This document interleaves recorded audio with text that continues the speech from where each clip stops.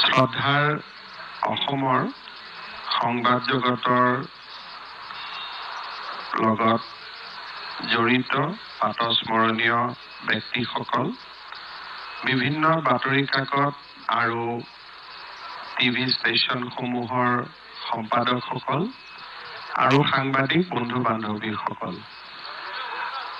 আজি বহু বছৰৰ পৰা অসমৰ মুখ্যমন্ত্ৰীয়ে প্ৰথম দিনটোত, ইংৰাজী নতুন বৰ্ষৰ প্ৰথম দিনটোত সাংবাদিক, সম্পাদক বা আমাৰ খুব সক্ৰিয় সাংবাদিকতা নাথাকিলেও সাংবাদিক জগতৰ লগত বহু অৱদান আগবঢ়াই থৈ অহা সকলোকে সম্বোধন কৰা, একেলগে অলপ সময় অতিবাহিত কৰা এটা অসমত এক প্ৰকাৰ পৰম্পৰাতে পৰিণত হৈছে। আৰু সেই পৰম্পৰাক আগুৱাই দি আজি 2024 বৰ্ষৰ প্ৰথম দিনটোত আমি আপোনালোকৰ সন্মুখত উপস্থিত হৈছোঁ আৰু আজিৰ এই আলাপ অনুষ্ঠানত আপোনালোকৰ উপস্থিতিৰ বাবে মই আপোনালোকক ধন্যবাদ আৰু কৃতজ্ঞতা জনাইছোঁ। আপোনালোকৰ বিভিন্ন প্ৰশ্নৰ বা আপোনালোকৰ মনত উদয় হোৱা বিভিন্ন প্ৰশ্নৰ স্বাভাৱিকতে মই উত্তৰ দিম। তাৰ আগতে মই কেইটামান পৰিসংখ্যা, কেইটামান খবৰ, কেইটামান নতুন চিন্তা আপোনালোকৰ আগত অৱগত কৰিব খুজিছোঁ। আৰু মই এই বক্তব্যখিনি শেষ কৰাৰ পিছত আপোনালোকে যদি কিবা প্ৰশ্ন, কিবা ফাৰ্ডাৰ ক্লাৰিফিকেশ্যন আপোনালোকে বিচাৰে, নিশ্চয় সেইখিনিও আমি আগবঢ়াম। যোৱাবাৰৰ পৰা আমি এটা আৰম্ভ কৰিছিলোঁ যে আমি কি ধৰণে চৰকাৰখন পৰিচালনা কৰোঁ। চৰকাৰখনে 2 বছৰ 8 মাহ সময় পাৰ কৰি গ'ল আৰু 31 ডিচেম্বৰ 2023 চনলৈকে আমি বৰ্তমানলৈকে 112খন কেবিনেট বৈঠক আমি অনুষ্ঠিত কৰিছিলোঁ আৰু এই কেবিনেট বৈঠকসমূহত 1513টা সিদ্ধান্ত আমি গ্ৰহণ কৰিছিলোঁ আৰু এই 1513 সিদ্ধান্তৰ আমি 1370টা সিদ্ধান্ত আমি ইতিপূৰ্বে যাক কয় ইমপ্লিমেণ্ট কৰিছোঁ বা আমি ইমপ্লিমেণ্ট কৰিবলৈ সক্ষম হৈছোঁ। যদি মই 2023 চনৰ বিষয়ে ক'ব যাওঁ, 2023 চনত আমি 40খন কেবিনেট বৈঠক আমি অনুষ্ঠিত কৰিছিলোঁ আৰু 2023ত আমি 578 আমি কেবিনেটত সিদ্ধান্ত ল'বৰ বাবে আমি সক্ষম হৈছিলোঁ। আমি এটা পৰম্পৰা আৰম্ভ কৰিছিলোঁ যে বছৰৰ কেইটামান মাহত অন্তত, বিশেষকৈ বানপানী নথকা মাহকেইটাত আমি গুৱাহাটীৰ বাহিৰত কেবিনেট অনুষ্ঠিত কৰাৰ। যোৱা বছৰটোৰ আমি 4খন কেবিনেট গুৱাহাটীৰ বাহিৰত আমি অনুষ্ঠিত কৰিছিলোঁ। ডিব্ৰুগড়, পানেৰী, দিল্লীত আমি এখন কেবিনেট অনুষ্ঠিত কৰিবলগীয়া হৈছিল আৰু আনখন হ'ল তিনিচুকীয়া। আৰু এতিয়ালৈকে চৰকাৰে দায়িত্ব লোৱাৰ পিছত আমি 13খন কেবিনেট বৈঠক গুৱাহাটীৰ বাহিৰত আমি অনুষ্ঠিত কৰিছিলোঁ।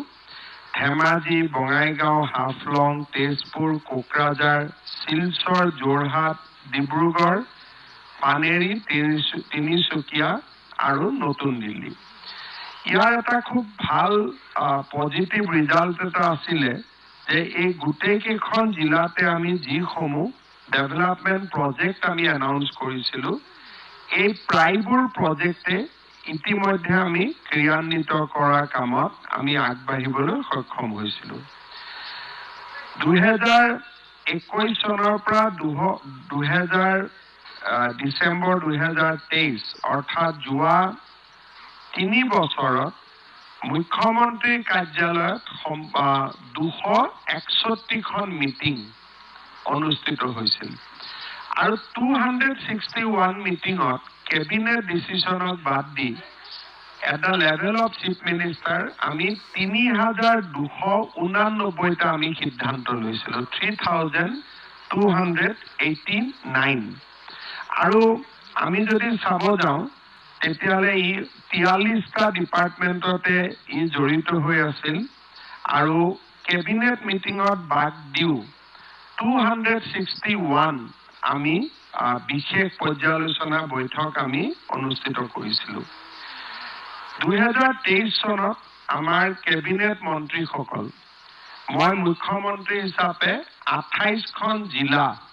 অসমৰ 28খন জিলা মই ভ্ৰমণ কৰিছিলো 2023 চনত আৰু 31 দিন নিশা মই ডিস্ট্ৰিক্ট হেডকোৱাৰ্টাৰ সমূহত কটাইছিলো অৰ্থাৎ বা সাব ডিস্ট্ৰিক্ট হেডকোৱাৰ্টাৰ যি নহওক 31টা দিন মই অসমৰ বিভিন্ন জিলাত মই কটাইছিলো আৰু মোৰ 107 বাৰ মই জিলাসমূহত গৈছিলো অৰ্থাৎ 28খন জিলালৈ মই গৈছিলো 107 টাইমছ মই গৈছিলো কোনোবা জিলাত 11 বাৰ কোনোবা জিলাত 10 বাৰ কোনোবা জিলাত 4 বাৰ 107 টাইমছ মোৰ আউটসাইড গুৱাহাটী ভিজিট হৈছিল মই দিল্লী ভিজিটক ইয়াত ৰখা নাই আৰু 28খন ডিস্ট্ৰিক্ট মই কভাৰ কৰিব পাৰিছিলো আৰু ওভাৰনাইট ষ্টে আছিলে 31 দিন মোৰ সতীৰ্থ মন্ত্ৰী অতুল বৰা ডাঙৰীয়াৰ 102টা ভিজিট হৈছিল আৰু তেওঁ 26খন জিলাক সামৰি লৈছিল উৰ্খাও ব্ৰহ্মৰ 156টা ভিজিট হৈছিল তেওঁ 18খন ডিস্ট্ৰিক্ট সামৰি লৈছিল চন্দ্ৰমোহন পাটোৱাৰী ডাঙৰীয়াৰ 96টা ভিজিট হৈছিল 14খন জিলাক তেখেতে সামৰি লৈছিল পৰিমল শুক্লবৈদ্যৰ 113টা ভিজিট হৈছিল 33খন জিলাক তেখেতে সামৰি লৈছিল কেশৱ মহন্ত ডাঙৰীয়াৰ 111টা ভিজিট হৈছিল আৰু 25খন জিলা তেওঁ ভ্ৰমণ কৰিছিল ৰণোজ পেগুৱে 138টা ভিজিট লৈছিল আৰু তেওঁ 30খন জিলাক সামৰি ল'ব পাৰিছিল অশোক সিংঘাল ডাঙৰীয়াৰ টোটেল ভিজিট আছিলে 65 আৰু তেওঁ 26খন জিলা কভাৰ কৰিছিল যোগেন মহান ডাঙৰীয়াই 145টা দিন তেওঁ ভিজিট কৰিছিল আৰু 28খন জিলা সামৰি লৈছিল সঞ্জয় কিষাণ 72 বাৰ জিলা ভ্ৰমণত গৈছিল আৰু 19খন জিলা তেওঁ সামৰি লৈছিল অজন্তা নেওগ 87 বাৰ জিলালৈকে গৈছিল তেওঁ 20খন জিলা সামৰি লৈছিল পীযুষ হাজৰিকা 209 বাৰ জিলা ভ্ৰমণলৈকে গৈছিল আৰু তেওঁ 34খন জিলা সামৰি লৈছিল বিমল বৰা 86 বাৰ জিলা ভ্ৰমণত গৈছিল 25খন জিলা সামৰি লৈছিল নন্দিতা গাৰ্লুচা 104 বাৰ জিলা ভ্ৰমণ কৰিছিল 25খন জিলা সামৰি লৈছে জয়ন্ত মল্ল বৰুৱা 141 বাৰ তেওঁ ভ্ৰমণ কৰিছিল 33খন জিলা সামৰি লৈছিল মন্ত্ৰী ৰঞ্জিত দাসে 213 বাৰ ভ্ৰমণ কৰিছিল বিভিন্ন জিলা 31খন জিলা সামৰি লৈছিল এই গোটেই ডাটাটোৰ উদ্দেশ্যটো এইটোৱে